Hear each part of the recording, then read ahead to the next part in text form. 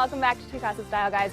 Now it's time for today's Casa Calendar update, where we let you know what's going on in the Duke City. And today we're talking about Mental Health Awareness Month.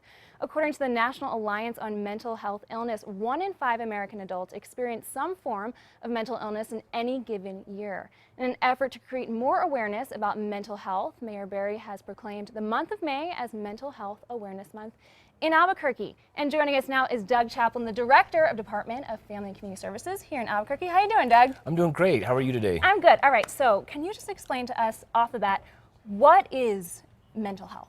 So mental health is generally a sense of well-being where someone can go about their day-to-day activities, they can engage in their work or their school and their family, and then they can deal with the normal stresses of life and move on through it. Right, and what are some of the warning signs for mental illness we can look out for? Sure. So if you're, you have a loved one or a friend or a coworker and you're beginning to see some things that are changed from their usual habits or patterns, they become a little bit more withdrawn, they may become quiet, they may talk about how horrible things are. Right.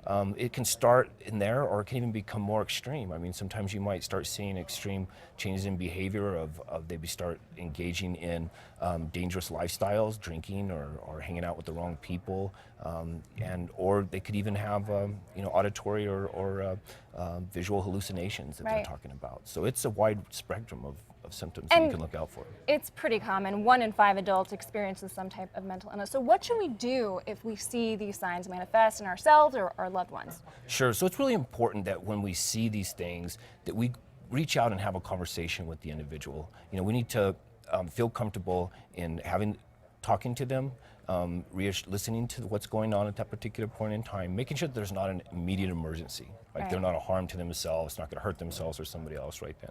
And then you want to listen in sort of a non-judgmental way and assure them that it's going to be okay.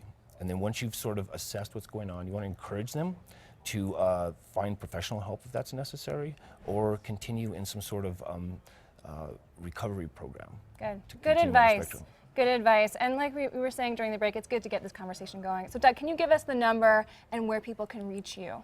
So you can reach me at 311 through 311 at the City of Albuquerque. Number is right on your screen. And then the number that you see on the screen is a crisis line. So if you encounter somebody that's having an immediate crisis, they're threatening suicide, that's the New Mexico CAL, or New Mexico Crisis Line, and that's available 24/7 at 855-622-7474. So if you come across something that you just don't know what to do with, that's a good number to reach out. And if it seems very dangerous, please call 911. Thank you. And thank you, Doug, for coming in. This is an important thing. So for all the information, just head over to casa.com.